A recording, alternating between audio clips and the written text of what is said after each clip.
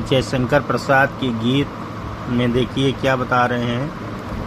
कह रहे हैं बीत विवावरी जागिरी, अंबर पनघट में डुबो रही तारा घट ऊषा नागरी। खग कुल कुल सा बोल रहा किसलय का अंचल डोल रहा लो ये लतिका भी भर लाई मधु मुकुल नवल रस गागरी। कह रहे हैं बीती विभावरी जागरी। कहने का मतलब यहाँ है, यहाँ पर प्रसाद जी ने प्रातःकालीन प्रकृति के सौंदर्य का वर्णन करते हुए कहा है, एक बिहाग का समय है, अर्धरात्रि समझकर आलस में पड़े देशवासियों को जागरण का संदेश देते हुए प्रसाद जी कह रहे हैं कि हे सखी, अब रात बीत चुकी है, बीती विभावरी जागरी। हे सखी, अब रात बीत चुकी है और सुबह हो चुकी है, अतः तुम जाग जाओ। अंबर पनघट में डुबो रही तारा घट ऊषा नागरी। देखो, ऊषा रूपी नायिका आकाश रूपी पनघट में तारे रूपी घड़ों को डुबो रही है। देखो, ऊषा रूपी चतुर नायिका आकाश रूपी पनघट में तारे रूपी घड़ों को डुबो रही है। खग कुल कुल सा बोल रहा किसलय का अंचल डोल रहा लो यही लतिका भी भरलाई मधु मुकुल नवल रस गागरी। आगे कह रहे हैं पक्षियों की कलरव ध्वनि सुनाई दे रही है। पक्षियों की कलरव ध्वनि क्या हो रही है? सुनाई दे रही है।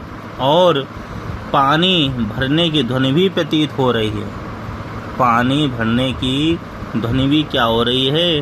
प्रतीत हो रही है। नायिका के साड़ी की आंचल के रूप में जो बच्चों की टहलियां हैं वो हरी होकर के हिल रही हैं।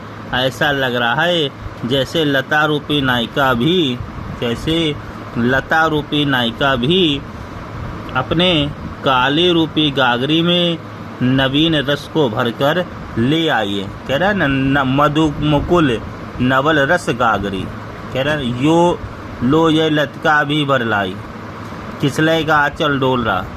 तो यही कहने का मतलब ये हुआ कि ऐसा लग रहा है कि नायिका की साड़ी के आंचल के रूप में जो बच्चों की टहनियाँ हैं उस पर हरित किसलय हिल रहे हैं। अरे ये लता रूपी नायिका भी अपनी काली रूपी गागरी में नवीन रस को भरकर ले आई है।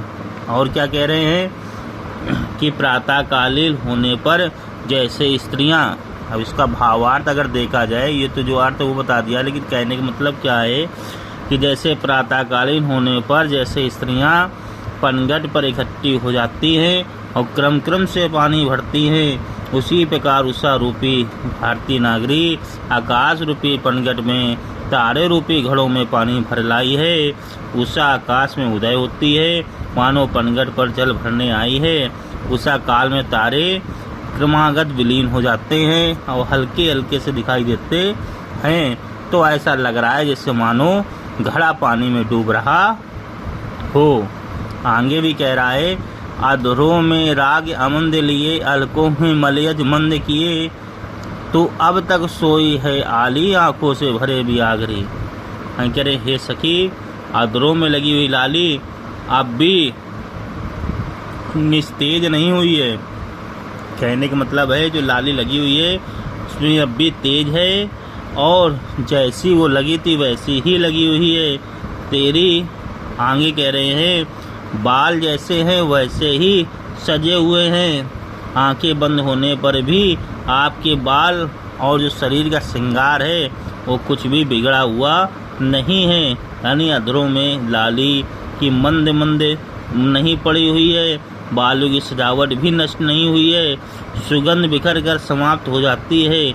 नायिका ने यहाँ इसलिए कहा है कि इसका मतलब है कि आपकी आंखों में भरा हुआ जो विहाग का प्रेम है वो प्रमाण है इसका कि दुख की छाप बंद नेत्रों पर भी और देर तक सोने के कारण भी ये चीज़ जो है आपका ज्यों का त्यों ही पड़ा हुआ है। अब कहने का मतलब ये है तू अब तक सोई है आली आंखों में भरे बियागरी। कह रहे हैं तुम अपने आंखों में इस प्रकार के आलस को लेकर के अभी तक सो रही हो, अरे खुमारी को दूर करो, अंधेरा हट गया है, अब जागरण हो गया है, अपने आलस में पड़ी हुई हो इसको त्याग दो। ऐसा यहाँ पर जयशंकर प्रसाद जी बता रहे हैं।